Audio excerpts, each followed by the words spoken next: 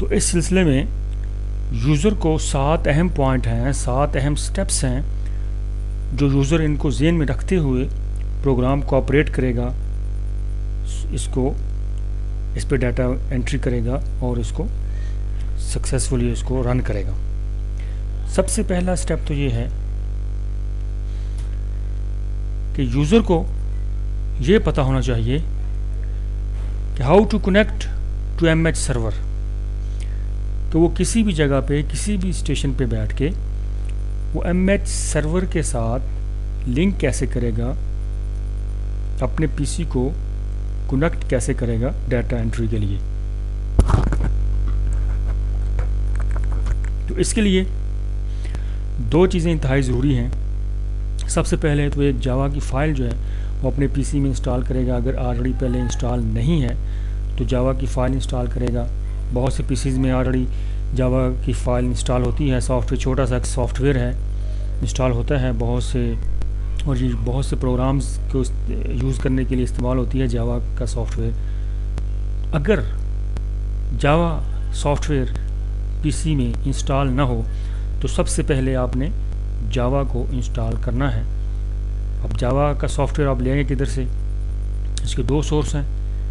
पहला सोर्स तो ये है कि आप वेब से डाउनलोड कर लें java.com से। अगर नहीं तो हमें रिक्वेस्ट करेंगे, हमें आप बता देंगे तो हम आपको ईमेल कर देंगे। तो ईमेल से डाउनलोड करके आपने उसको अपने सिस्टम में किसी भी ड्राइव में रख लें, फिर उसको आपने सिंपल क्लिक के साथ इंस्टॉल कर देना है और इंस्टॉलेशन का तरीका हम आपको बाद में बताएंगे। दूसरा स्टेप है कनेक्शन में कि how to get MH server address. सबसे अहम बात होती है कि जब कोई भी आप वेबसाइट खोलते हैं तो उसका एड्रेस ज़रूरी होता है। जब तक उसका एड्रेस आपके पास ना हो, प्रॉपर सही एड्रेस सही स्पेलिंग के साथ पूरा एड्रेस ना हो, तो आप किसी भी वेबसाइट के साथ कनेक्ट नहीं हो सकते। इसलिए सबसे पहले ज़रूरी है कि MH सर्वर के साथ कनेक्ट होने के लिए MH स्पॉन्सरशिप एप्लीकेशन का एड्रेस जो है वो आपके पास सही एड्रेस होना चाहिए। तो ये एड्रेस आप कहाँ से लेंगे? ये एड्रेस हमने आपको ऑलरेडी ईमेल किया हुआ है। अगर किसी के पास मौजूद नहीं है तो वो हमें बताए तो हम उसे ईमेल कर सकते हैं। तो वो सिंपल ईमेल से वहाँ से अपने इनबॉक्स से उसको कॉपी करके एड्रेस बार में पेस्ट करके एंटर करेगा तो आपका पीसी MH स्पॉन्सरशिप एप्लीकेशन के साथ लिंक हो जाएगा। उसके बाद आप अपना काम करना शुरू कर देंगे।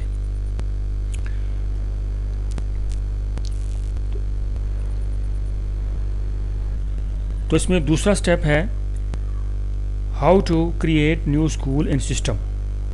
आप जब कनेक्ट हो जाएंगे तो फिर सबसे पहले आपने देखना है, ये ख़ास तौर पर रीजन्स के यूज़र्स के लिए है, स्कूल के यूज़र के लिए नहीं है, उनका स्कूल ऑलरेडी क्रिएट होता है। ये रीजन के यूज़र के लिए है। अगर उसने कोई नया स्कूल क्रिएट करना है, नया स्कूल ऐड करना है, तो वो स्कूल को कैसे क्रिएट करेगा, उसको कैसे ऐड करेगा, या स्कूल के यूज़र ने या रीजन के यूज़र ने उस ऑलरेडी जो स्कूल मौजूद है उसमें कोई एडिटिंग करनी है, उसकी कोई इन्फॉर्मेशन चेंज करनी है या इन्फॉर्मेशन में कोई करेक्शन करनी है, तो वो इन्फॉर्मेशन को करेक्ट कैसे करेगा।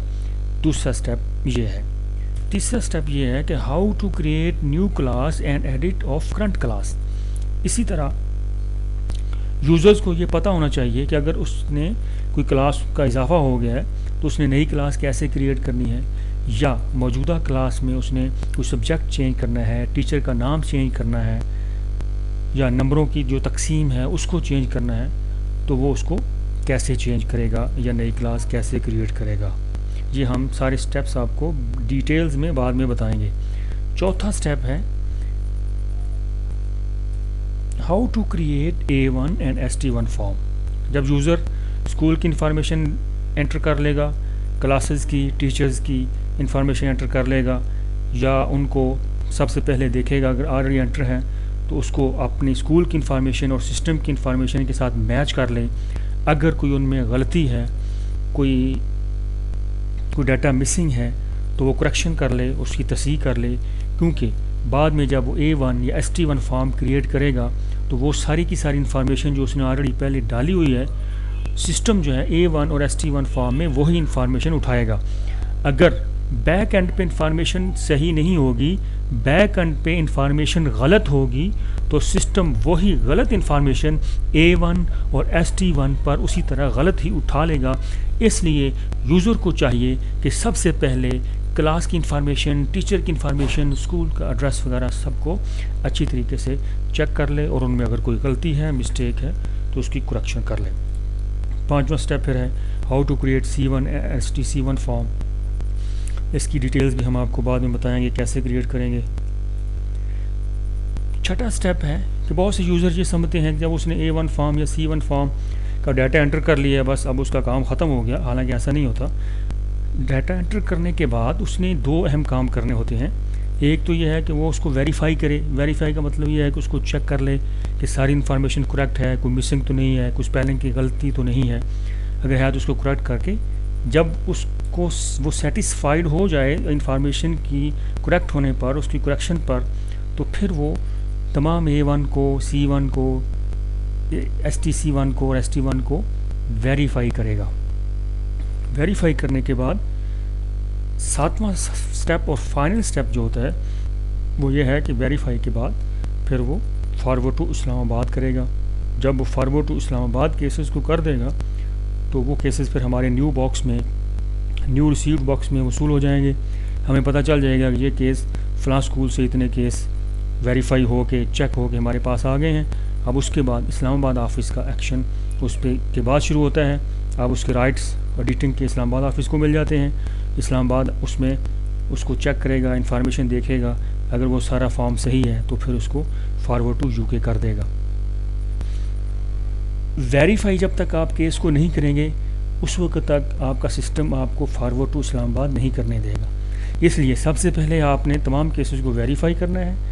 वेरीफाई करने के बाद आपने तमाम केसेस को फॉरवर्ड टू इस्लामाबाद करना है। जब आप फॉरवर्ड टू इस्लामाबाद कर देंगे तो फिर आपकी ज़िम्मेदारी उसमें से ख़त्म हो जाती है। उसके बाद इस्लामाबाद ऑफिस की ज़िम्मेदारी शुरू हो जाती है कि उसको देखे कि इन्फॉर्मेशन सही है तो आगे भेजे, अगर इन्फॉर्मेशन सही नहीं है, उसमें कोई करेक्शन की ज़रूरत है तो वो वापस रीजन को या स्कूल को करेक्शन करने के लिए भेजेगा। साथ वो कमेंट्स भी लिख देगा कि इसका प्रॉब्लम क्या था, इसमें क्या मिस्टेक थी, इसकी फ़ोटोग्राफ मिसिंग थी या उसमें करेक्शन की ज़रूरत है। तो वो मैसेज भी आप साथ अपने सिस्टम में पढ़ सकते हैं कि ये केस वापस आया है, इसकी क्या रीज़न है। ये 7 स्टेप्स हैं जो यूज़र को अपने ज़हन में रखने चाहिए।